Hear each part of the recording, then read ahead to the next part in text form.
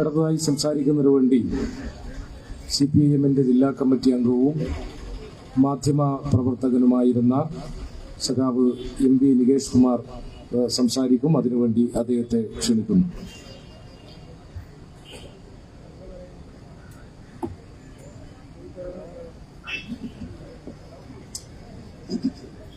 ബഹുമാന്യനായ അധ്യക്ഷൻ VK സനോജ്,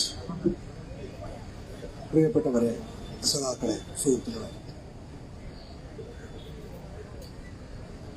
വയനാട് ദുരന്തവുമായി ബന്ധപ്പെട്ട് മാധ്യമങ്ങളിൽ വന്ന വാർത്തയുമായി DYFIയുടെ കലഹം കേരള സമൂഹത്തിന്റെ ആകെ വികാരമായി മാറിയിട്ടുണ്ട് എന്ന കാര്യത്തിൽ തർക്കമില്ല. ഇതൊരു പുതുമയുള്ള കാര്യമല്ല. ഇന്ത്യയുടെ രാഷ്ട്രീയ ചിത്രത്തിൽ പല ഘട്ടങ്ങളിലും പ്രതിസന്ധി കാലഘട്ടത്തില് വ്യത്യസ്ത രാഷ്ട്രീയ നേതൃത്വങ്ങൾ ഇത്തരത്തിൽ കടുങ്കൈ ചെയ്തിട്ടുണ്ട് എന്ന് നമുക്ക് കാണാവുന്നതാണ്. 2001 ഗുജറാത്തിലെ കച്ച് ഭൂകമ്പം ഉണ്ടാകുന്നത്. അന്ന് കേശുഭായ് പട്ടേൽ ആയിരുന്നു BJPയുടെ ഗുജറാത്തിലെ മുഖ്യമന്ത്രി. അന്നത്തെ BJP ആസ്ഥാനത്തെ സംഘടനാ ജനറൽ സെക്രട്ടറി ആയിരുന്ന നരേന്ദ്രമോദി കേശുഭായ് പട്ടേലിനെ മറികടന്നുകൊണ്ട് അവിടെ മുഖ്യമന്ത്രിയായി സ്ഥാനമേൽക്കുകയാണ്.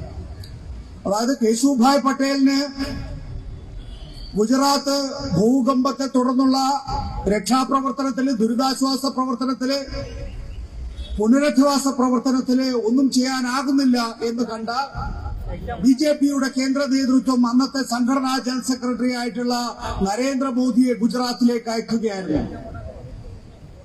നരേന്ദ്രമോദി പോയി ഏതാനും ദിവസങ്ങൾ പിന്നിട്ടപ്പോൾ തന്നെ നരേന്ദ്രമോദിക്ക് നല്ല ബോധ്യം വന്നു, എനിക്ക് ഗുജറാത്ത് ഭൂകമ്പം പ്രതിരോധിക്കാനുള്ള ശേഷിയില്ല. കേശുഭായ് പട്ടേലിനെ പോലെ തന്നെ തനിക്കും ആ ഗുജറാത്ത് ഭൂകമ്പത്തിലെ പുനരധിവാസ പ്രവർത്തനങ്ങൾ നടത്താൻ കഴിയില്ല.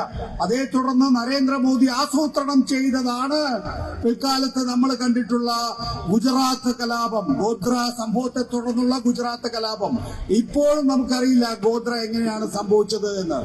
ഒരു വലിയ ദുരന്തത്തെ മറികടക്കാൻ ആ സംസ്ഥാനത്ത് വർഗീയ കലാപം സൃഷ്ടിച്ചുകൊണ്ടാണ് നരേന്ദ്രമോദി മാധ്യമ ശ്രദ്ധ മാറ്റിയതെങ്കിൽ, പൊതുശ്രദ്ധ മാറ്റിയതെങ്കിൽ സമാനമായ വിധത്തിൽ നമുക്കറിയാം ലോക്സഭാ തെരഞ്ഞെടുപ്പിൽ ഇടതുപക്ഷ ജനാധിപത്യ മുന്നണിക്ക് വലിയ തിരിച്ചടി നേരിടുകയുണ്ടായി. പക്ഷേ ആ തിരിച്ചടിക്ക് ശേഷം വയനാട് ദുരന്തത്തെ തുടർന്നുള്ള രക്ഷാപ്രവർത്തനത്തില്, ദുരിതാശ്വാസ പ്രവർത്തനത്തില്, പുനരധിവാസ പ്രവർത്തനത്തില് ഉണ്ട് എന്ന് മാധ്യമങ്ങൾ പ്രചരിപ്പിച്ചിരുന്ന ഭരണവിരുദ്ധ വികാരം, ആ ഭരണവിരുദ്ധ വികാരത്തെ മറികടക്കാൻ പിണറായി വിജയൻ സർക്കാരിന് കഴിഞ്ഞു എന്ന തോന്നലിന്റെ അടിസ്ഥാനത്തിലുള്ള ഗൂഢാലോചന തിയറിയായിരുന്നു വയനാട് ദുരന്തത്തെ തുടർന്നുള്ള ഇപ്പോഴത്തെ വാർത്ത എന്ന കാര്യത്തിൽ ആർക്കെങ്കിലും സംശയമുണ്ടോ എന്ന് എനിക്കറിയില്ല. വളരെ വ്യക്തമായിട്ടല്ലേ ഇപ്പൊ കാര്യങ്ങൾ തുറന്നു പറഞ്ഞുകൊണ്ടിരിക്കുന്നത് മാധ്യമങ്ങൾ തങ്ങൾക്ക് പറ്റിയ പിഴവുകൾ.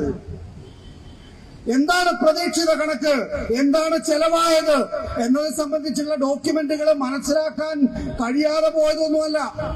ആ നിലയിലുള്ള ഒരു തെറ്റിദ്ധാരണ ഒന്നും വേണ്ട. നമ്മുടെയൊക്കെ മുന്നിലെ, മാധ്യമങ്ങളുടെ മുന്നിലെ പലതരം കടലാസ് ലക്ഷണങ്ങൾ വരുന്നതാണ്. അവിടെ ഇപ്പൊ പറഞ്ഞിട്ടുള്ള പേരുകളിലോ അല്ലെങ്കിൽ ഇപ്പറഞ്ഞ ചാനലുകളിലോ മാധ്യമ പ്രവർത്തകർക്ക് അവ തിരിച്ചറിയാൻ കഴിയാത്ത ശേഷിക്കുറവുമില്ല. പക്ഷേ നോക്കുക, ഈ ഓണക്കാലം എങ്ങനെയാണ് നമ്മൾ കഴിഞ്ഞു പോയത് എന്ന്.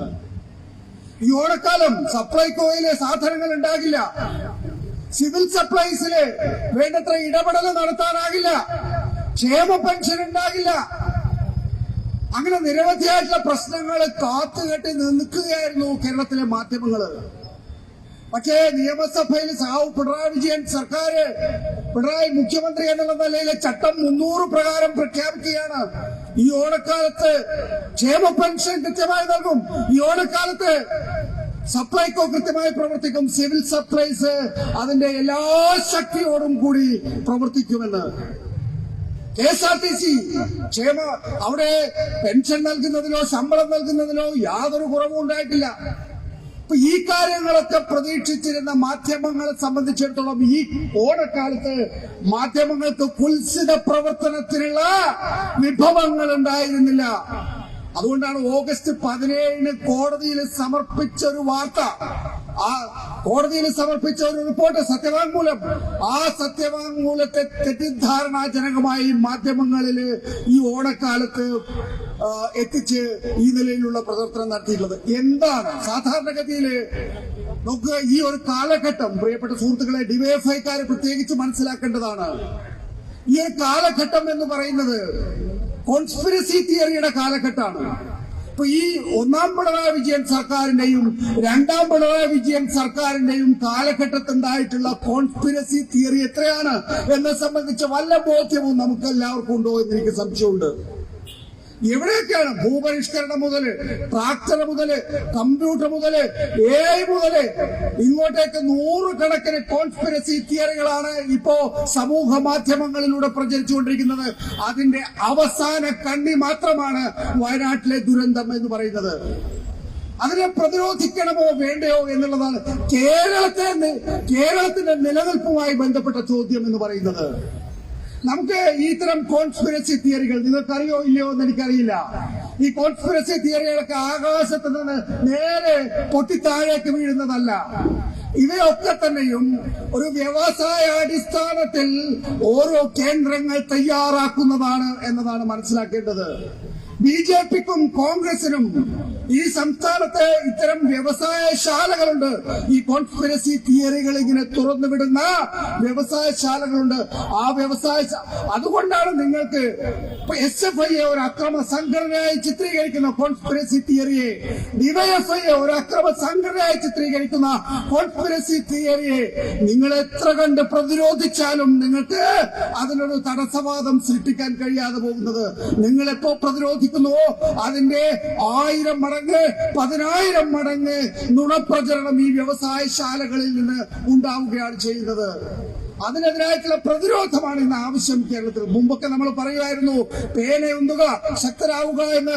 ഇന്ന് കീബോർഡുകൾ കീഴടക്കിയില്ല എങ്കിൽ നമുക്ക് ഈ പ്രതിരോധ മാർഗം സൃഷ്ടിക്കാൻ സാധിക്കാത്ത അവസ്ഥ. നോക്കൂ, 2024 ലോക്സഭാ തെരഞ്ഞെടുപ്പ് ഉത്തമ ഉദാഹരണമാണ്.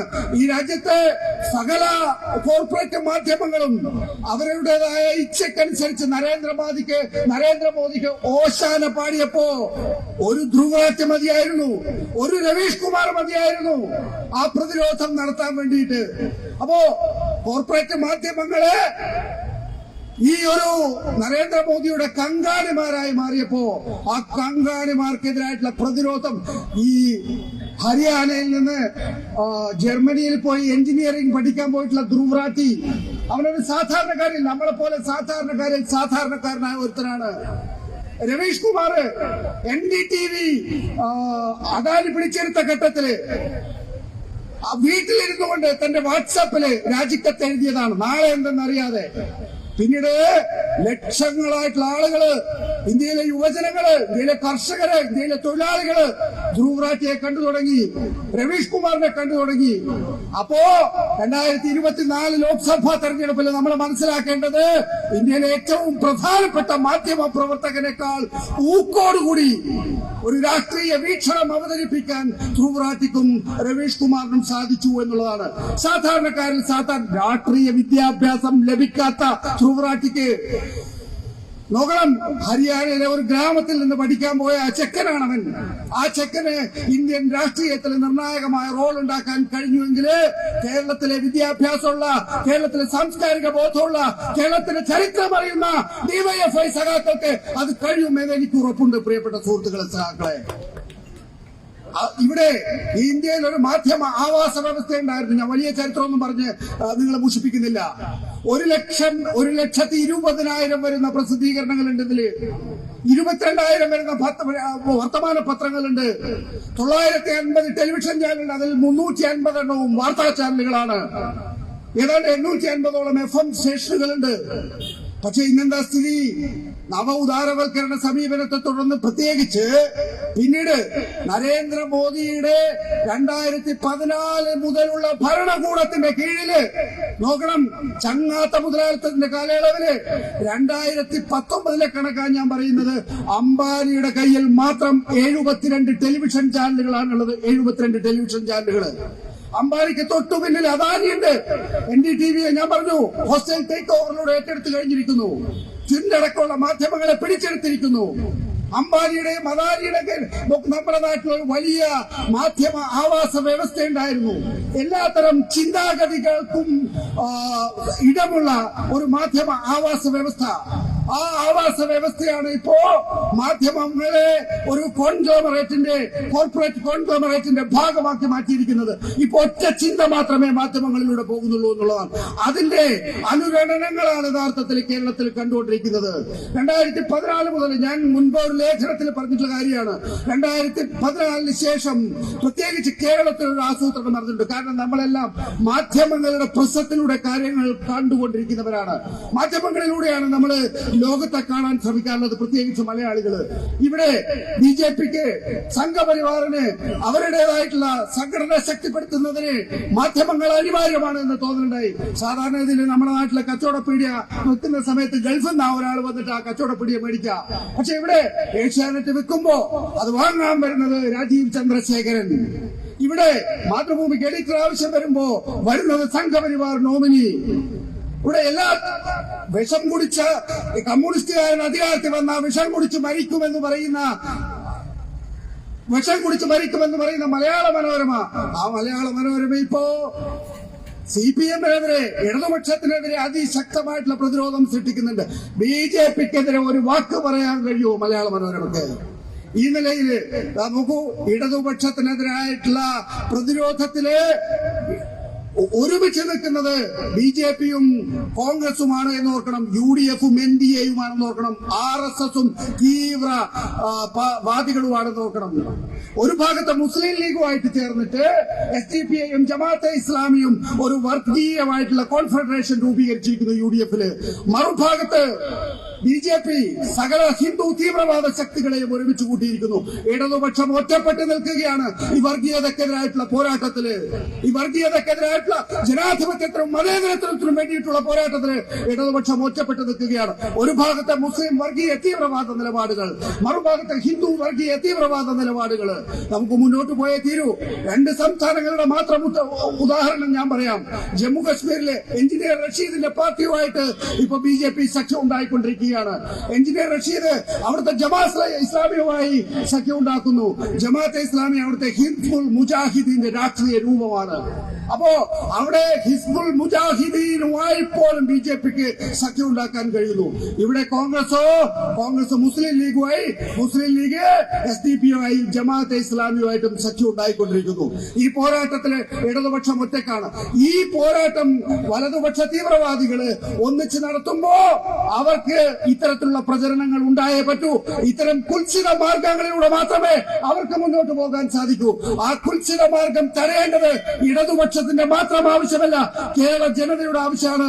കേരള ജനതയുടെ ആവശ്യം എന്ന് പറയുമ്പോ നമുക്കറിയാം, സാമ്രാജ്യത്വത്തിനെതിരായിട്ട് ഇവിടുത്തെ മുതലാളിത്ത, ഇവിടുത്തെ നാട്ടുരാജാക്കന്മാർക്കെതിരായി പോരാടിയവരുടെ ചരിത്രമാണ് ഇവിടുത്തെ ഇടതുപക്ഷത്തിനുള്ളത്. ആ ഇടതുപക്ഷത്തിന്റെ ഇപ്പോഴത്തെ ശത്രു എന്ന് പറയുന്നത് മാധ്യമങ്ങളുടെ രൂപത്തിൽ ഇറങ്ങിയിട്ടുള്ള ഈ ചെകുത്താന്മാരാണ്. അവരെ തോൽപ്പിക്കുന്നതുവരെ DYFI അവരുടെ സമരം തുടരണം എന്ന് മാത്രം അഭ്യർത്ഥിച്ചുകൊണ്ട് ഞാൻ എന്റെ വാക്കുകൾ അവസാനിപ്പിക്കുന്നു.